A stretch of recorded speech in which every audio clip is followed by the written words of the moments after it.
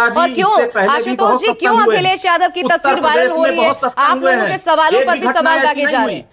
अखिलेश यादव के सामने क्या मजबूरियां थी कि गए, और आज आपसे भी प्रश्न पूछा जा रहा है। ये वोट बैंक की सियासत है, वो भी कर रहे हैं, आप भी कर रहे थे। धन्यवाद आशा जी। और एक चिकित्सक होने के नाते और साथ में पार्टी के प्रवक्ता होने के नाते इस पूरे जो व्याख्या हुआ है उस पर गहरी संवेदना में व्यक्त करता हूं। देखिए, इन पूरी चीजों में दो तरीके के एंगल दिख रहे हैं। अभी मैंने पूर्व डीजीपी की बात बहुत संयम से सुना और उन्होंने बड़े बड़े सवाल रखे हैं और पूरा देश ये सवाल प्रशासन के सामने रख रहा है कि इतने बड़े हादसे के लिए कहीं ना कहीं या कोई भी आयोजन होता है कि एसओपीज होती हैं। अगर प्रशासन के पास 80,000 की अनुमति थी तो 2.5 लाख लोग जुट गए, प्रशासन ने ऐन मौके पे क्या एक्शन किया? एक बड़ा सवाल। घटना की 0 एफआईआर किसी भी जांच के लिए अहम मानी जाती है। इस एफआईआर में बाबा सूरजपाल का नाम क्यों नहीं दर्ज किया? उस दूल्हे का नाम क्यों नहीं दर्ज किया? चल, हो जा शुरू। केसरिया से मन जोगी हुआ रे, दिल झूमे देखो पतवारा हुआ रे, दिल झूमे देखो पतवारा हुआ रे। हर पल मनाओ केसरी त्योहार। विमल, बोलो जुबान केसरी। ये एक बड़ा सवाल है। घटना स्थल से घायलों को कंधों पे, टेम्पो पे, ट्रॉलियों पे ढोके अस्पताल लाया गया। वहां पे कोई व्यवस्था क्यों नहीं थी? और अस्पतालों में क्या हो रहा था, वहां क्या व्यवस्था, वो न्यूज़ 24 ने कल से दिखाया है। देखिए, ये सवाल वाजिब है, चाहे वो मनीष भाई बैठे हो, चाहे अरुण भाई बैठे हो, चाहे अनिल बैठे हो। ये सवाल किसी पार्टी का नहीं है, ये आगे आने वाली उस भविष्य का है जिसको हम संजोने की बात कर रहे हैं। हम 5 ट्रिलियन इकोनॉमी की बात कर रहे हैं, हम नई अर्थव्यवस्था की बात कर रहे हैं, हम नए भारत की बात कर रहे हैं, लेकिन हमारे वहां भीड़ से दब के 150 लोग मर गए और जवाबदेही तय नहीं हो पा रही। नहीं तो फिर अगर हम नए भारत की बात कर रहे हैं, विकसित भारत की बात कर रहे हैं, तो फिर ऐसे बाबाओं के पास हमारे राजनेता क्यों पहुंच जाते हैं? बिल्कुल, इनको बढ़ावा देने के लिए। बिल्कुल सही। देखिए, जितने भी अनुयायी हैं वो किसी न किसी आस्था की तरह किसी न किसी बाबा के पास जाते रहते हैं, चाहे बाबा आशाराम हो, चाहे बाबा राम रहीम हो, या ये सूरजपाल हो।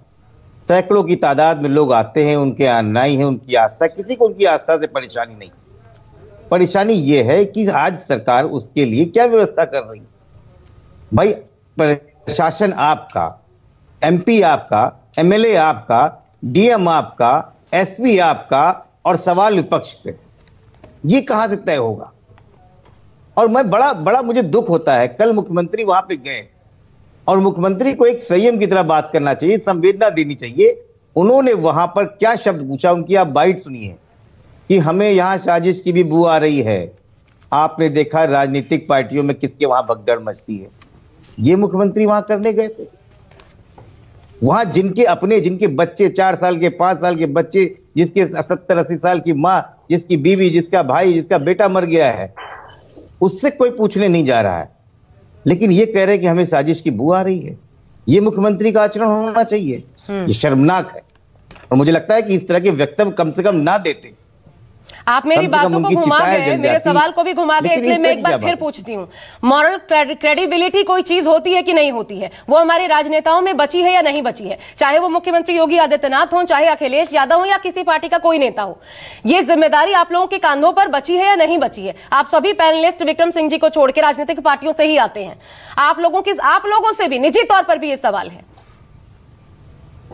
नहीं, देखिए आशा जी, मैं आपको फिर बोल रहा हूं, राजनीति करनी हो तो कोई भी राजनेता कहीं ना कहीं जाता ही रहता है। किसी के साथ फोटो आ जाना या किसी के घर में जाने के साथ अगर उसके साथ कल को कोई हादसा हो जाता है तो उसमें आप राजनीतिक लोगों को दोष नहीं दे सकते। तो यानी आप मान रहे हैं ना कि राजनीति होती है ऐसे बाबाओं को लेकर के, और इनके फलने फूलने का यही कारण होता है। आशा जी, ये दुर्भाग्य है। एक मिनट आशा जी, मेरी बात पूरी नहीं। ये दुर्भाग्य है, लेकिन कल ही दैनिक भास्कर ने बड़ी रिपोर्ट छापी थी और आप सब ने उसको पढ़ा, और उसके मैं लाइन पढ़ देता हूं। हेडलाइन क्या थी? हाथरस में भक्त मरते रहे, बाबा भागकर आश्रम पहुंचा। मैनपुरी में डीएसपी 1 घंटे अंदर रहे, बोले बाबा यहां नहीं है। सुबह बीजेपी का झंडा लगी कार निकली। क्या ये मैं दोषारोपण करूं? क्या मनीष शुक्ला की पार्टी की वजह से हुआ है? नहीं, कतई नहीं हुआ है। लेकिन प्रशासन है तो जिम्मेदारी उसको आपको लेनी चाहिए। मनीष जी जवाब आपको बताना चाहिए कि हम क्या कर सकते हैं इसके लिए। और ये भी जवाब दीजिए मनीष जी, प्रशासनिक स्तर पर किस पर कार्रवाई हुई? आप लोग तो सबको बचाते हुए नजर आते हैं, वो प्रथम चेहरे जो हैं वही उनको बचा रहे हैं, जो साफ साफ आंखों से नजर आ रहा है कि भाई इनको, इनके ऊपर सबसे पहले आपको कार्रवाई करनी थी। जब जीटी रोड पर लंबा जाम लग गया तब जाकर के पता चलता है नहीं 80,000 नहीं 2.5 लाख की आबादी पहुंच गई है। क्यों? देखिए, इस तरह के कार्यक्रमों में जो आयोजन करता होता है, जो परमिशन लेता है, सबसे पहले उसी की जिम्मेदारी फिक्स होती है। और हमारे आपके डिबेट के अनुसार कार्रवाई नहीं सुनिश्चित होती, सुनिश्चित तो होती है कानून और संविधान के अनुसार। अब पूछताछ के दौरान जो लोग भी इसमें और शामिल पाए जाएंगे, चाहे वो प्रशासन के लोग हों, चाहे वो प्रवचनकर्ता भोले बाबा हो और या आयोजनकर्ता हो, सभी के नाम उसमें आगे शामिल किए जा सकते हैं। ये प्रोसेस है तफ्तीश का और उसके अनुसार मुझे लगता है आपने पूर्व डीजीपी विक्रम सिंह जी को नहीं सुना। मैं फिर एक बार चाहती हूँ वो सुन लीजिए, उसके बाद फिर इस सवाल का जवाब दीजिएगा। आप कानून और संविधान का हवाला दे रहे हैं, क्या कानून और संविधान के हिसाब से विक्रम सिंह की कार्रवाई होती नजर आ रही है? ठीक है, बहुत बढ़िया कि आपने संविधान को भी ले आए।